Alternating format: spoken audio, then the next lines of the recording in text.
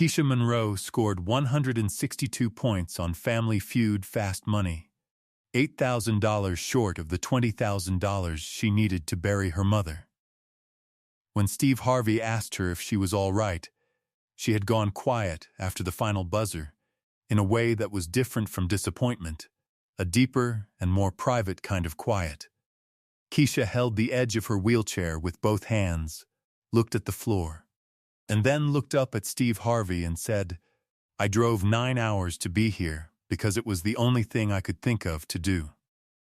My mama's body is sitting in a funeral home in Jackson, Mississippi, and I cannot afford to bring her home." She was 6 months pregnant.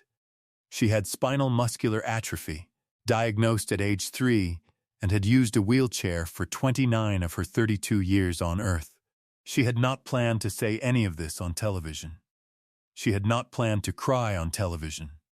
She was crying now, not loudly, not dramatically, the way a person cries when they have held something private for a long time, and the body finally decides it has held it long enough. Steve Harvey set his host cards on the podium, took off his glasses, and pressed the back of his hand to his eyes. Then he said, "Nobody is going anywhere." What he did in the next 18 minutes has been seen 270 million times and generated more mail to the Family Feud production office than any moment in the show's history. It was a Monday afternoon on March 11th, 2019, at the Trilith Studios complex in Atlanta, Georgia. The Monroe family from Jackson, Mississippi, had driven through the night to make the morning check-in time. Keisha, her sister Tamara, 35, her cousin Darnell, 30, and 2 church friends who had insisted on coming because they knew Keisha and knew she should not be making this trip alone. The accessible van they had rented had cost $340 for 2 days. Keisha had paid it with a credit card that was already carrying $2.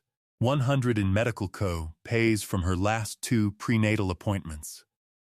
She was 6 months pregnant, her belly visible and prominent even in the wheelchair. And she had done her hair and her makeup and worn the yellow dress she always wore when she wanted to feel like herself. And she was smiling the way she always smiled, wide and genuine and without reservation, because Keisha Monroe had decided a long time ago that the world was not going to get the version of her that was exhausted and desperate, even when she was exhausted and desperate. Nobody in that studio knew what she was carrying. But the real story hadn't even started yet. Keisha's mother, Gloria Monroe, had died 19 days before the taping. Congestive heart failure, 61 years old, a woman who had worked the night shift at a paper factory in Jackson for 27 years and spent her days raising Keisha and Tamara and making sure Keisha had every piece of adaptive equipment, every therapy appointment, every accommodation that could be fought for and funded. Gloria Monroe had been Keisha's coordinator, her advocate, her primary caregiver in the early years, and her best friend in the adult years. She had no life insurance. She had let the policy lapse 3 years earlier during a period when the premiums and Keisha's medical bills were both due on the same week, and something had to give. The funeral home had given the family 2 weeks. 2 weeks had become 3, and the funeral home director, a patient man named Mr. Elmore, had called Tamara on a Tuesday morning to tell her, gently but firmly, that they needed to discuss arrangements. Keisha had submitted the Family Feud application 7 months before Gloria's death, back when it was a shared excitement, something Gloria had encouraged, because Gloria believed in trying every door. She had gotten the call to come for taping 6 days after the funeral home conversation. She had almost canceled. Tamara had told her not to.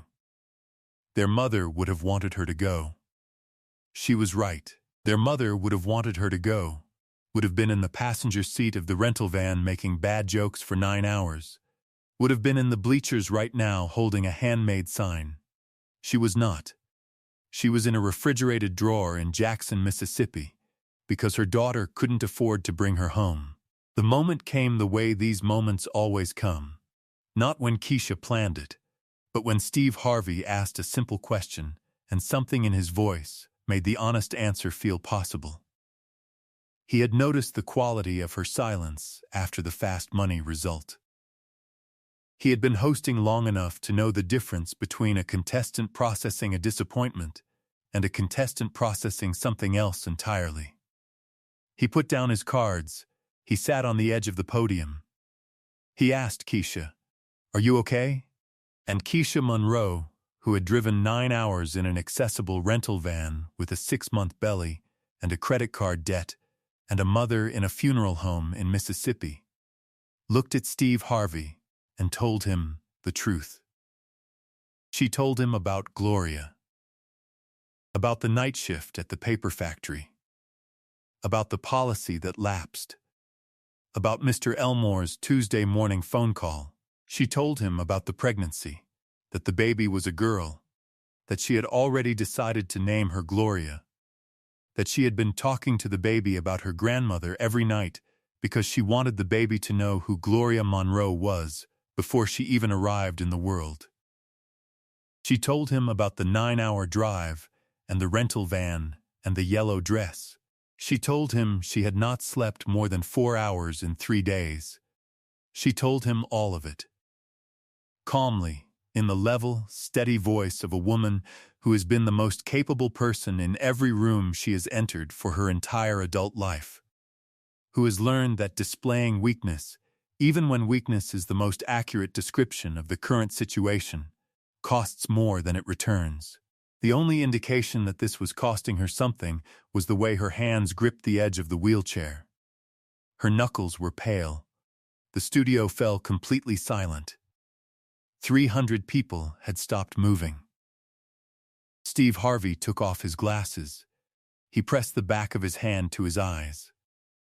He stood very still for a moment, and when he looked back at Keisha, his eyes were red. "Nobody is going anywhere," he said. The production desk heard it. The floor crew heard it. The competing family, the Harris family from Birmingham, Alabama, heard it and stood completely still. But Steve wasn't done. He moved to stand in front of Keisha's wheelchair.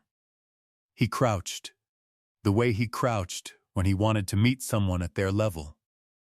Because Steve Harvey had learned, in 15 years of hosting and a lifetime before that, that height is a kind of power, and sometimes the right thing to do with power is to put it down. "Let me tell you something," he said. "My mother worked in other people's houses for 31 years. She pressed other people's clothes and cooked other people's meals, and she did it without complaint, because she was building something. She was building us. She died in 2000, Valentine's Day, and I carry her with me every single day." He paused. "Your mother worked that factory floor for 27 years building you. She is still with you. And she drove 9 hours to this studio today, the same as you did." Keisha Monroe pressed her lips together. Her chin moved. She did not look away. "Stop the game," Steve said. He stood and turned to the production desk. "We are done playing. But we are not done here." He pulled out his phone. He held it to the studio microphone. Dialed, it connected in 2 rings. "This is Carol at the Harvey Foundation. Carol, I need a full funeral service funded immediately. Gloria Monroe, Jackson, Mississippi. The family will give you the funeral home information. Man named Mr. Elmore, full cost. Burial, flowers, everything. Can you do that?" "Done, Steve," he hung up. The audience exhaled collectively, the sound of 300 people releasing something at once. But Steve wasn't done. He dialed again. This time a children's hospital in Jackson, Mississippi. He spoke to their family resource coordinator and arranged a full maternal care package for Keisha. Prenatal care coverage for the remaining 3 months of her pregnancy. Delivery support. A 6-month newborn layette package. He did it on speaker, in front of the room. because he wanted Keisha to hear every commitment made in real time. He wanted her to leave that stage knowing that what had been promised was real. He turned to the Harris family. Their team captain, a 52-year-old woman named Brenda Harris, had been crying quietly for the last 6 minutes. Steve looked at her. Brenda shook her head, already understanding. "Both families," she said, before Steve could ask. "Please." Steve turned to the audience.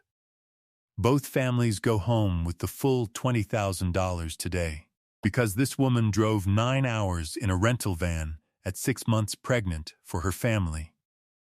That is what showing up looks like. That is what love looks like." He looked at Keisha.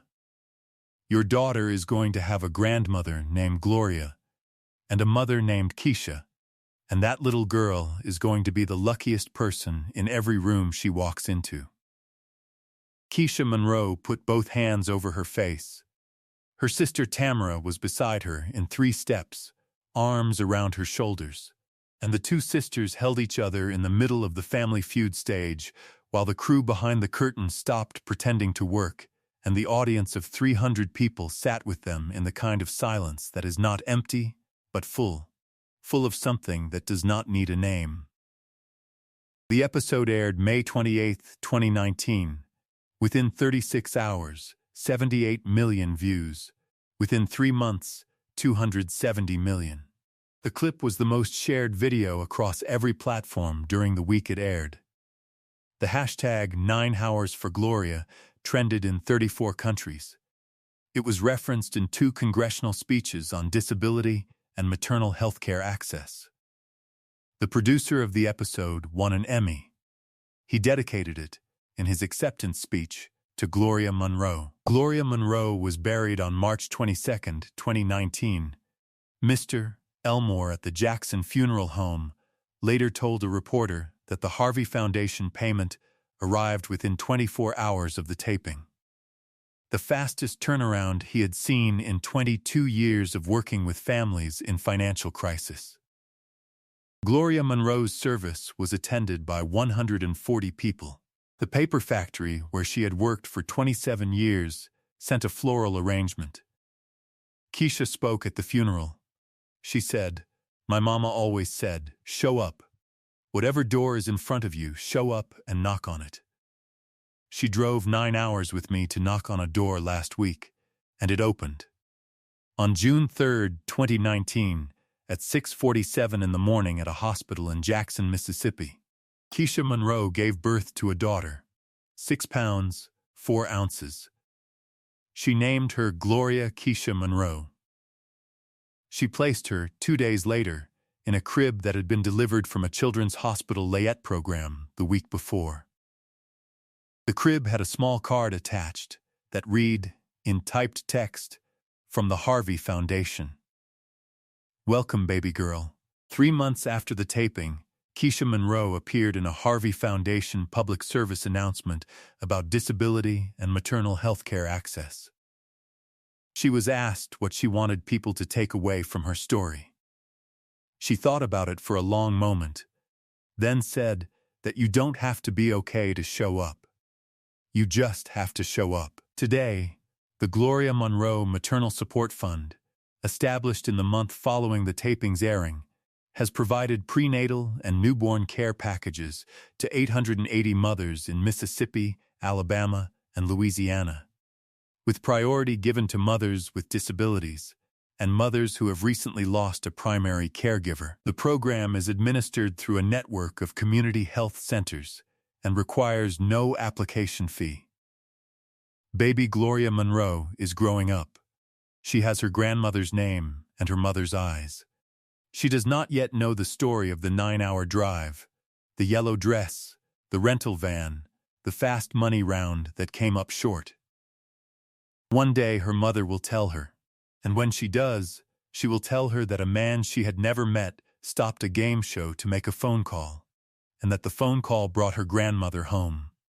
And she will tell her what her grandmother always said, when a door is in front of you, show up and knock. If this story about Keisha's 9-hour drive and what was waiting at the end of it moved you, subscribe and hit that thumbs up button. Share this with someone who needs to be reminded that you don't have to be okay to keep going. You just have to keep going. Have you ever kept going when everything in you said stop? Tell us in the comments. Ring the notification bell for more stories that restore your faith in the human capacity to endure.